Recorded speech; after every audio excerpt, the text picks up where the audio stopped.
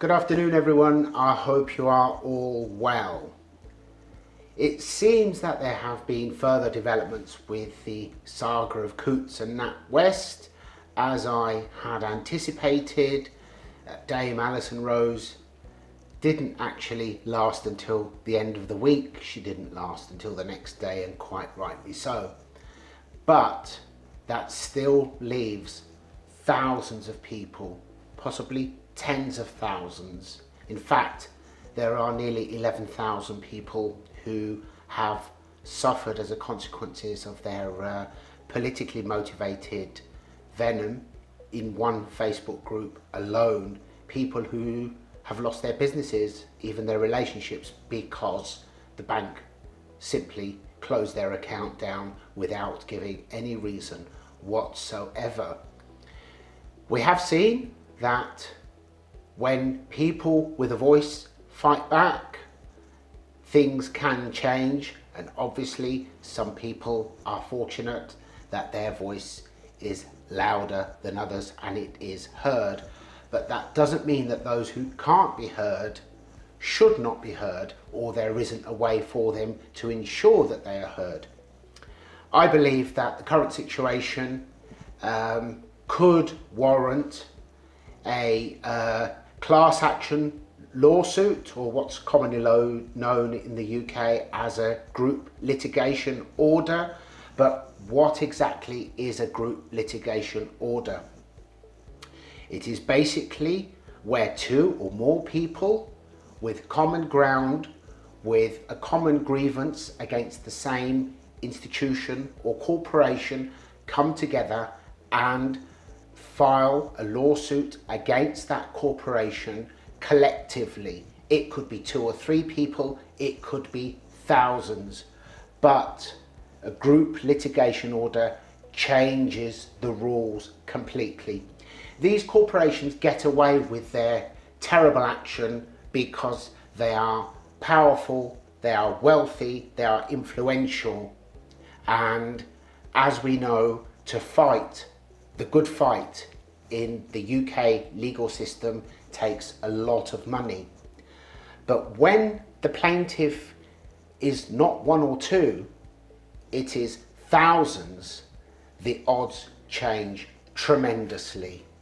And ultimately, whilst we all understand how the rule of law works in the court, it is who can present their argument legitimately, clearly, effectively, who will have the greater chance of succeeding and having a decision granted in their favour.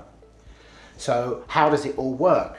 Initially, you need a lead plaintiff who will then consult a solicitor on his or her own, or with a few others.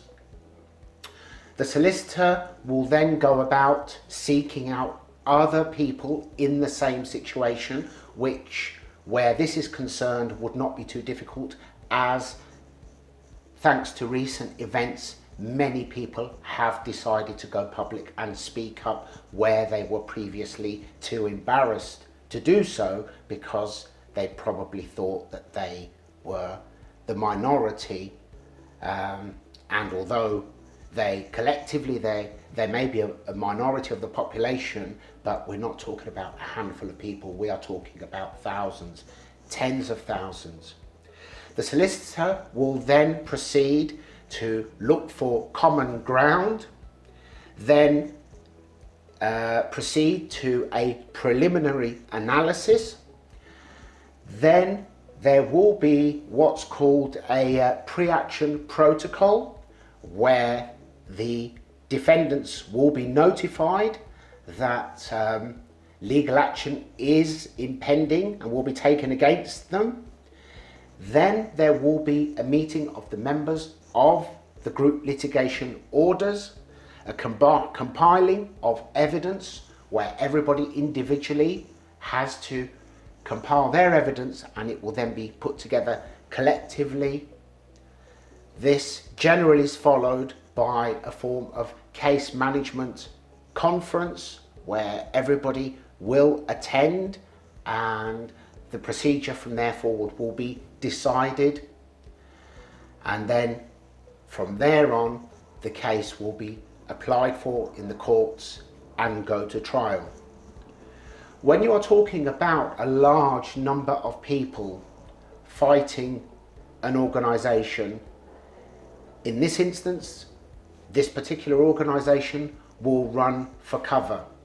Just the mere exposure of their behaviour, illegal behaviour I might add, has already had a serious effect on them. And I have no doubt that a group litigation order is not only justified, but it is essential, because these organisations who deliberately take action to punish individuals in some sort of hypocritical virtue signalling agenda must be stopped. Banks have no business basing their decisions on people's politics, people's faith, people's differences, whatever they may be. Even people who are convicted of crimes are entitled to a bank account because you cannot function. If you have broken the law, if you have defaulted, then of course banks can take away, overdraft, your ability to borrow, your credit card, but your ability to deposit money and to make payments should be a basic legal right, and it was until the post office was sold off. I'd love to hear your thoughts about this. It's purely my opinion, purely information. Obviously, I'm not qualified to advise on this, but that doesn't mean that I can't express an opinion, albeit that I'm possibly stepping out on the parapet, but hey, some things just need to be said.